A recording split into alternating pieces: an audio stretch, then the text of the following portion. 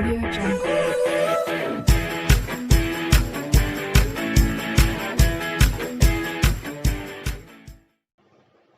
So now students, today I am going to start UP TGT Science 2011 exam date 2016। तो अब देखिए इन question को हम कैसे करेंगे स्टूडेंट्स। अब आप लोगों के लिए प्लीज़ प्रैक्टिस जो है बहुत ज़रूरी है, प्रैक्टिस करिए। इसके अलावा आप और कुछ नहीं है, थोड़ा सा चैप्टर वाइज फॉर्मूले भी याद कर लीजिए, थोड़ा जो मेन कॉन्सेप्ट हैं उनको भी सीख लीजिए, ठीक है, जिससे आपको कोई प्रॉब्लम ना हो।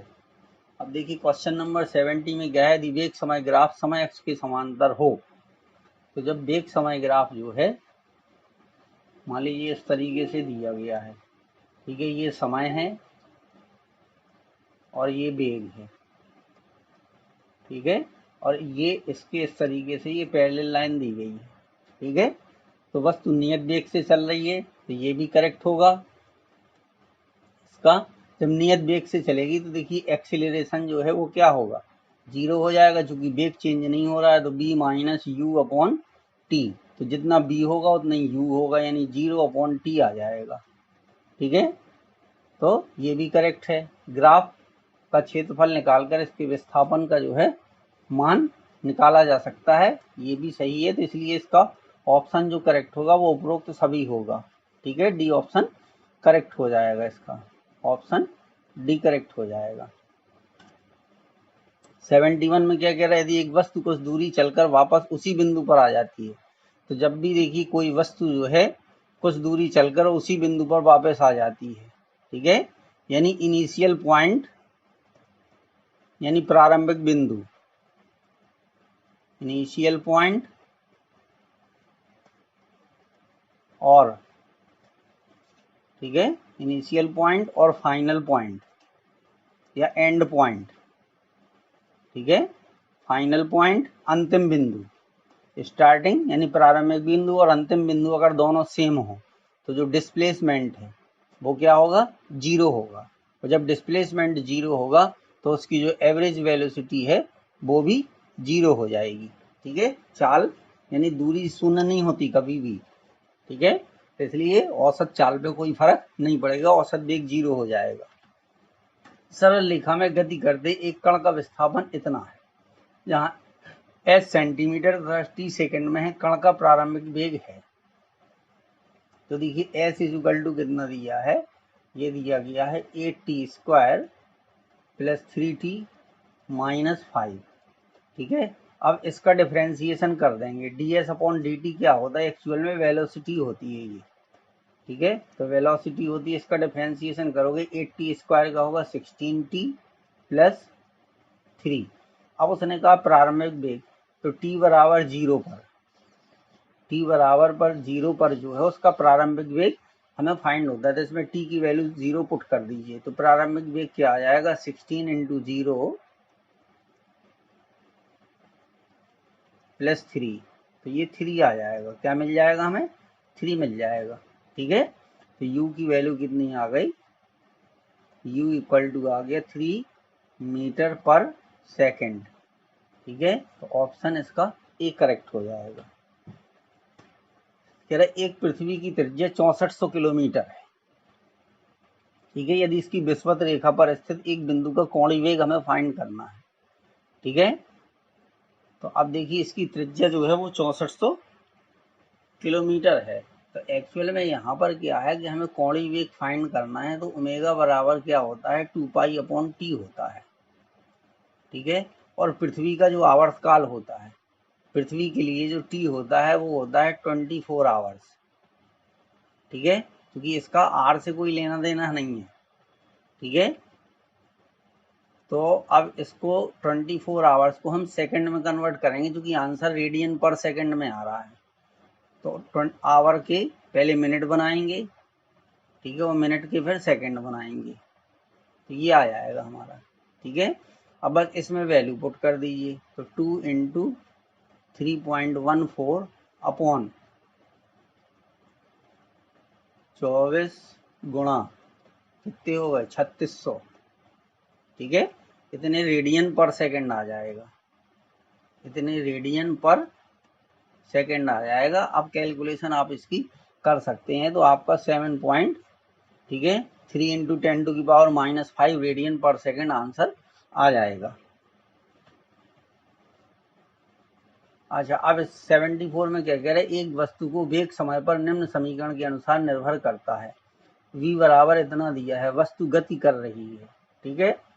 तो अब देखिए इसका हम जो है निर्भर करता है, तो अब इसमें हमें एक्सीलरेशन के बारे में फाइंड करना है, ठीक है। तो acceleration a is equal to क्या होता है, ये होता है dv/dt, ठीक है। तो b की वैल्यू दी गई है, तो उसका डिफरेंशिएशन हम कर देंगे, यानी हम इसको इस तरीके से लिख देंगे d/dt, और b की वैल्यू ये लिख दीजिए 20 प्लस 0.1 t स्क्वायर।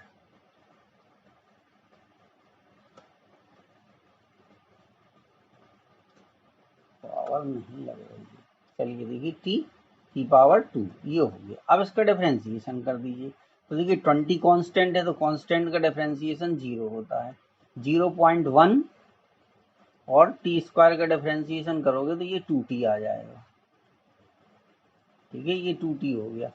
तो a बराबर कितना आ गया, a बराबर आ गया 0.2t, यानी a किसके ऊपर डिपेंड करता है, a is proportional to t, क्योंकि 0.2 क्या है, कांस्टेंट है, जो नंबर है वो कांस्टेंट है। तो a, अब अगर t की वैल्यू हम चेंज करेंगे तो a की वैल्यू भी चेंज हो जाएगी, तो इसलिए असमान त्वरण से ये क्या करेगा, गति कर रहा है, ये वस्तु जो है असमान त्वरण से गति कर रही है, इसका यही मतलब है। अच्छा, अब ये कह रहा था कि एक सीधी रेखा में चलते कण, ठीक है, एक सीधी रेखा में चलते कण का प्रारंभिक वेग 10 मीटर प्रति सेकंड है, ठीक है, तथा इसका मंदन यानी ए की वैल्यू माइनस में, मंदन का मतलब है माइनस में, इस कण द्वारा 5वें सेकंड में चली गई दूरी हमें फाइंड करना है, ठीक है। तो देखिए 5वें सेकंड में यानी टी में सेकंड में जो चली गई दूरी का फॉर्मूला होता है एस टी बराबर u प्लस a/2, और ये हो जाएगा 2t-1, ठीक है। अब 5वें सेकंड में चली गई दूरी, तो t की वैल्यू हम 5 रख देंगे, u की वैल्यू 10 दी गई है, ठीक है, यूनिट यहाँ हम नहीं लिख रहे, मीटर पर सेकंड, और इसका जो एक्सीलरेशन है वो -2 आ जाएगा, क्योंकि मंदन है, रिटार्डेशन इंग्लिश में कहते हैं इसको, रिटार्डेशन, ठीक है। तो अब इसमें वैल्यू रख दीजिए, तो देखिए u की वैल्यू कितनी हो गई, ये आ गया 10 प्लस, ठीक है, प्लस की जगह माइनस कर दीजिए क्योंकि ए की वैल्यू माइनस में है, तो ये हो जाएगा 2/2, ठीक है, 2 इंटू 5 -1, ठीक है, तो ये 10 हो गया, ठीक है, 2 से 2 कैंसिल हो जाएगा, तो यहाँ पे 10 -9 आ जाएगा, तो ये हो जाएगा 1, ठीक है, इतने मीटर आ जाएगा, 1 मीटर आएगा, तो ये ऑप्शन हमारा करेक्ट हो जाएगा 75 का ए। 76 में क्या है कि एक वस्तु जिसका द्रव्यमान 500 kg है 200 मीटर प्रति सेकंड वेग से ऊपर की ओर फेंकी जाती है, वापस आते हुए प्रारंभिक बिंदु पर इसकी चाल होगी, ठीक है। देखिए पहले ऑब्जेक्ट 500 किलोग्राम है, ये ऊपर की ओर फेंकी जा रही है, तो यहाँ तक जाएगी, यहाँ जाने के बाद फिर जब ये वापस आएगी, तो मान लीजिए यहाँ से चली थी, ठीक है, तो यहाँ पर इसका वेग जो है वो क्या होगा, वो हमें फाइंड करना है, इसका यहाँ पर वेग क्या होगा स्टार्टिंग पॉइंट पर, ठीक है। 200 मीटर प्रति सेकंड के वेग से ऊपर फेंकी जाती है, तो ये जब ऊपर की ओर फेंकी जाती है, तो जब ये अपने हाईएस्ट पॉइंट पर पहुंचेगी तो इसकी वेलोसिटी 0 हो जाएगी, जब ये वस्तु यहाँ पर पहुंचेगी तो इसका v क्या होगा, वो 0 हो जाएगा, ठीक है। अब नीचे से ऊपर जा रही है, तो जो g है वो माइनस में होगा, तो इसमें हम फॉर्मूला लगा देंगे b² = u² - 2gh, ये फॉर्मूला लग जाएगा। b की वैल्यू देखिए 0 है, ठीक है, u हो गया 200 इंटू 200, ठीक है, -2 इंटू जी, ठीक है। अब g की वैल्यू हम चाहें तो इसमें 10 रख दीजिए, और h हमें फाइंड करनी है, ठीक है। तो h की वैल्यू देखिए कितनी आ जाएगी, ये हो जाएगी 200 इंटू 200 अपॉन 20, ठीक है। तो ये आ जाएगा 2000, ये आ गई 2000 मीटर, ठीक है। तो इतनी डिस्टेंस इसने ट्रेवल की है। अच्छा, जब ये यहाँ से चलेगा, जब ये स्टार्टिंग से नीचे की ओर आएगा, ठीक है, तो अब इसके लिए u की वैल्यू जो है वो 0 हो जाएगी, ठीक है। अब यहाँ पर u की वैल्यू जो है वो 0 हो जाएगी जब ये इस स्टार्टिंग पॉइंट से अब यहाँ से वापस होना ये चालू करेगा, नीचे की ओर आएगा, तब u की वैल्यू जो है वो 0 हो जाएगी। u की वैल्यू कितनी हो जाएगी, 0। जब ये यहाँ से इस तरीके से वापस आएगा तब u की वैल्यू 0 हो जाएगी, ठीक है। हाइट हमारी निकल आई, तो यही सेम फॉर्मूला हमें लगा देना है, ठीक है। तो B square is equal to, ये हो गया u की वैल्यू 0 हो गई, प्लस 2, g की वैल्यू 10 हो गई, ठीक है, और h की वैल्यू कितनी हो गई 2000। तो कुल मिला के ये आ गया 40,000, ठीक है। 1 2 3 0 4 0 हो गए, तो 4 इंटू 1 2 3 4, ठीक है। तो b बराबर क्या हो जाएगा, रूट में इसको निकाल लेंगे, ठीक है। तो इसको अपन कितना लिख सकते थे कि 400 इंटू 100, तो 400 का रूट आएगा 20 और 10 का रूट आएगा 10, तो 200 आ गया, 200 मीटर पर सेकंड, ये इसका आंसर आ गया। अच्छा क्वेश्चन है, ठीक है। अब देखिए 77 में क्या है,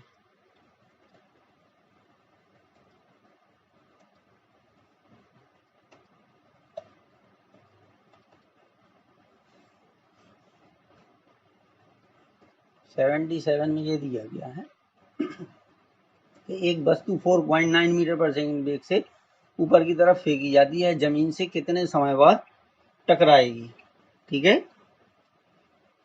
तो जमीन से कितने समय बाद टकराएगी, देखिए इसको सॉल्व करने के लिए क्या करेंगे कि ये फेंकी गई, ठीक है, कि वेग से ऊपर की तरफ फेंकी जाती है, तो इसका जो u है, u बराबर आ गया 4.9, u की वैल्यू जो हो गई वो 4.9 हो गई आपकी, ठीक है। कितने समय बाद टकराएगी, तो देखिए चाहे हम तो सीधा सीधा भी फॉर्मूला लगा सकते, t बराबर u sine theta upon g, ठीक है। तो u की वैल्यू कितनी दी गई है 4.9, ठीक है। अच्छा, अब चूंकि ये हॉरिजेंटल में मतलब वो वर्टिकल में सीधे जा रही है, तो यहाँ पर थीटा की वैल्यू क्या होगी 90 डिग्री हो जाएगी, थीटा की वैल्यू 90 डिग्री हो जाएगी, तो अपॉन 9.8 इस तरीके से, तो ये 1/2 आ जाएगा। 1/2 का मतलब है 0.5 सेकेंड जो है, तो 0.5 सेकेंड इसका आंसर आ जाएगा, ठीक है।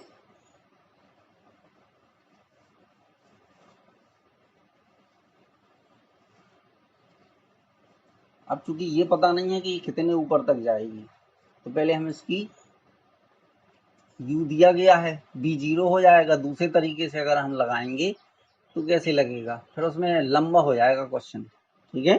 अगर दूसरे तरीके से हम लगाएंगे तो थोड़ा बड़ा हो जाएगा, ठीक है। 78 में क्या देखिए, घर्षण रहित मेज पर एक वस्तु जिसका द्रव्यमान 2 किलोग्राम है 4 मीटर प्रति सेकंड के नियत वेग से चल रही है। वस्तु को इसी वेग से चलते रहने के लिए बल की आवश्यकता होगी। देखिए वस्तु का द्रव्यमान 2 किलोग्राम है, 4 मीटर प्रति सेकंड के नियत वेग से चल रही है, तो जब नियत वेग से चल रही है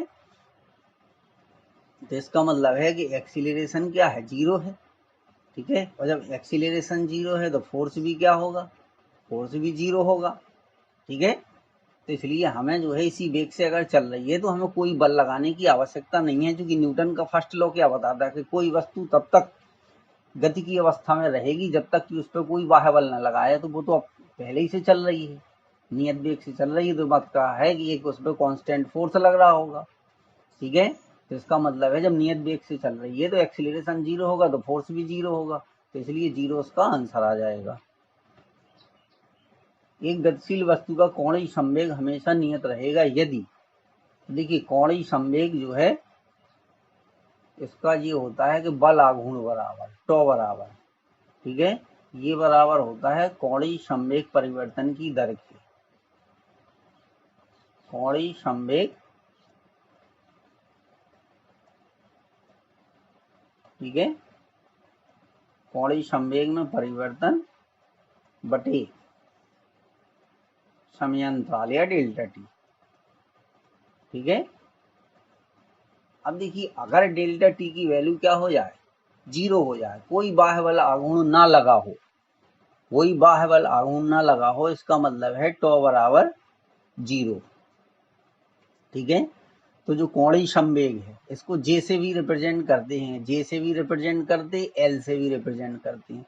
तो जब जे बराबर 0 होगा तो एल बराबर कांस्टेंट आ जाएगा, क्या होगा, कांस्टेंट। तो कोणीय संवेग हमेशा नियत रहेगा यदि उस पर कोई बाह्य बल आघूर्ण ना लगा हो या ना लग रहा हो, तो एल या कोणीय संवेग जो है वो कांस्टेंट होता है, ठीक है। सही संबंध है। अब ये है कोणीय संवेग बराबर आर क्रॉस पी, ठीक है। तो इसका ऑप्शन ए करेक्ट हो जाएगा, इसका ऑप्शन डी करेक्ट होगा। अब देखिए क्या है 81 में कि किसी कण का रेखीय संवेग निम्न संबंध द्वारा दिया जाता है। तो ये संवेग दिया गया है, टी समय ए बी कांस्टेंट है, कण पर लगने वाले बल में बदलाव अनुक्रमानुपाती होगा, लगने वाले बल में, ठीक है, यानी फोर्स में जो चेंज होगा वो किस हिसाब से होगा ये हमें देखना है। अब देखिए बल बराबर क्या होता है, बल बराबर होता है संवेग में परिवर्तन की दर, यानी dp अपॉन dt, बल बराबर संवेग परिवर्तन की दर के, ठीक है, बराबर होता है। अब p हमें पता है तो dp अपॉन dt निकाल दीजिए। तो dp अपॉन dt निकालने का मतलब है कि जो p की वैल्यू दी गई है उसका हम कर दें डिफरेंशिएशन, ठीक है। तो इसका डिफरेंशिएशन जब आप करोगे a plus B T square का तो क्या आ जाएगा, ये आ जाएगा 2bt, ठीक है। ए का डिफरेंशिएशन 0 होगा, टी स्क्वायर का 2t होगा, बी ऐसे ही रहेगा, ठीक है। तो ये किसके प्रोपोर्शनल हो गया, तो यानी dp अपॉन जो dt है ये प्रोपोर्शनल किसके हो गया, 2b कांस्टेंट हो गया t के, ठीक है। ये प्रोपोर्शनल हमारा हो गया t के प्रोपोर्शनल हो गया, ये हो गया। तो इसलिए इसका ऑप्शन बी जो है वो करेक्ट हो जाएगा, ये आ जाएगा, ऑप्शन बी जो है वो हमारा करेक्ट होगा। अब ये देखिए 82 में क्या है, एक फॉर्मूला दिया गया है, ठीक है, कि एफ बल के अंतर्गत ए के द्रव्यमान कण आर त्रिज्या के वृत्तीय पथ पर नियत चाल से चल रहा है। तो एफ बराबर होता है एम आर ओमेगा स्क्वायर, ठीक है, या एफ बराबर M B square upon R, ठीक है। यहाँ पे ओमेगा का कोई काम नहीं है, एफ बराबर होता है M B square upon R. तो अब वैल्यू हमें किसकी फाइंड करना, वेग की फाइंड करना है। तो एफ आर अपॉन एम ये बराबर हो गया बी स्क्वायर, ये हो गया बी स्क्वायर। तो बी बराबर क्या हो जाएगा, बी बराबर हो जाएगा under root F R upon M, ये आ गया, ठीक। ऑप्शन ए जो है इसका करेक्ट हो जाएगा। अब कह रहा है कि एक उपग्रह पृथ्वी के चारों ओर दीर्घवृत्ताकार कक्षा में घूमता है, पृथ्वी को उपग्रह से मिलाने वाली रेखा द्वारा तय किए गए क्षेत्रफल में परिवर्तन की दर के अनुक्रमानुपाती है। तो ये केपलर का सेकंड लॉ ही है, टी स्क्वायर प्रोपोर्शनल आर की पावर 3/2, वो आर क्यूब, सॉरी, ठीक है, अगर टी लिखते तो ऐसा होता, तो T square proportional R cube या टी प्रोपोर्शनल हो जाएगा आर की पावर 3/2, ठीक है। तो आर की पावर 3/2 यहाँ पर दिया है, तो ऑप्शन सी करेक्ट हो जाएगा। और केपलर सेकंड का जो दूसरा नियम है, तो केपलर का नियम है कोणीय संवेग संरक्षण पर आधारित है, ये ध्यान रखिएगा, क्योंकि ग्रहों की क्षेत्रीय चाल नियत रहती है, जो ग्रह होते हैं, ठीक है।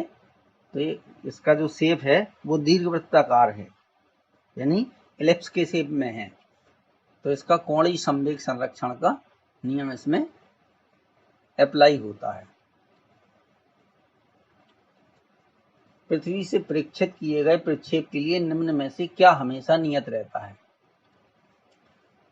तो देखिए, जब किसी भी पिंड को हम इस तरीके से प्रक्षेप गति में फेंकते हैं तो ये चीज जो है ये यहाँ पर ये चीज जो है चेंज हो रही है ऐसे में, ठीक है। लेकिन यहाँ पर जो u साइन थीटा है, ठीक है, सॉरी u कॉस थीटा, क्षैतिज वेग जो होता है वो u कॉस थीटा होता है, ठीक है। तो ये जो u कॉस थीटा है ये चेंज नहीं होगा, ये इसका जो है क्षैतिज वेग है, वेग का क्षैतिज घटक जो है ये कभी चेंज नहीं होगा।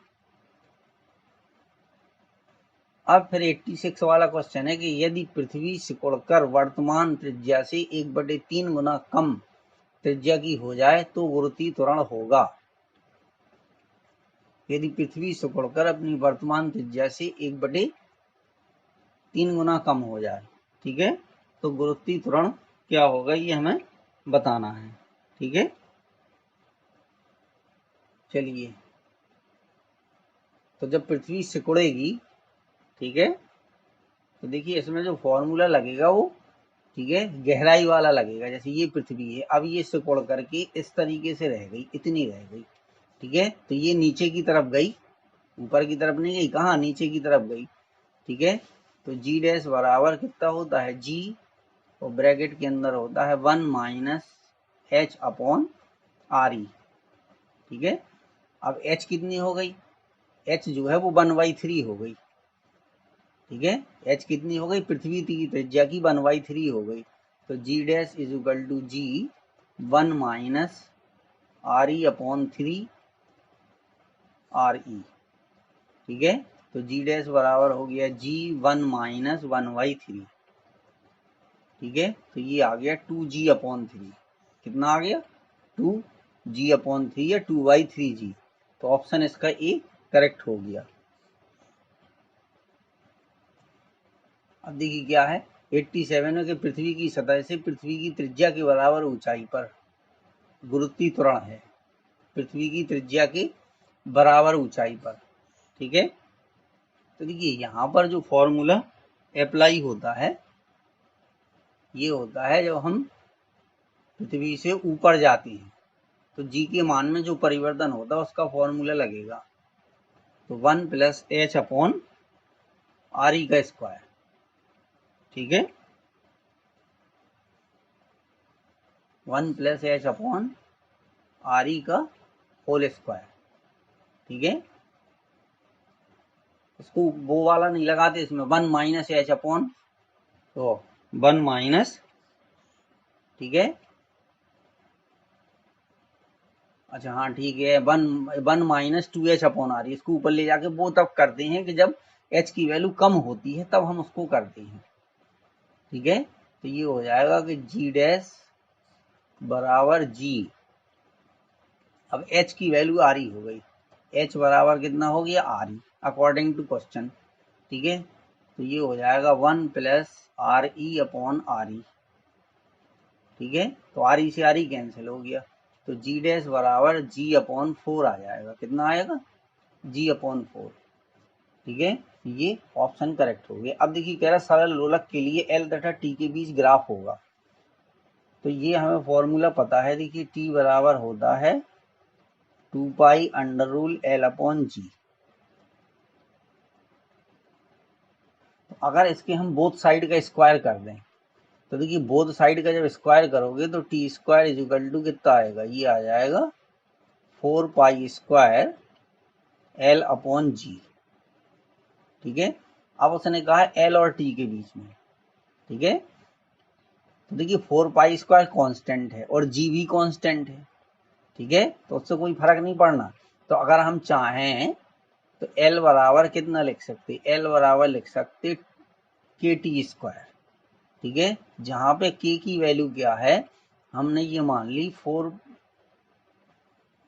पाई स्क्वायर या जी अपॉन 4 पाई आर स्क्वायर। चलिए ऐसा कर दीजिए, आपकी समझ में आ जाएगा, ठीक है। एक एल इज इक्वल टू क्या हो जाएगा, ये हो जाएगा कि जी अपॉन 4 पाई स्क्वायर, ठीक है, ये जी इधर चला जाएगा, 4 पाई स्क्वायर इसके अपॉन में आ जाएगा। ठीक है, तो एल बराबर जी 4 pi square upon T square. ठीक है, तो यहाँ पर एल बराबर कितना आ गया, हमने जी अपॉन 4 पाई स्क्वायर को कांस्टेंट मान लिया। ठीक है, तो एल बराबर के टी स्क्वायर भी लिख सकते हैं इसको। ठीक है, अब देखिए इसमें क्या होता है कि जो वाई स्क्वायर बराबर 4ax होता है,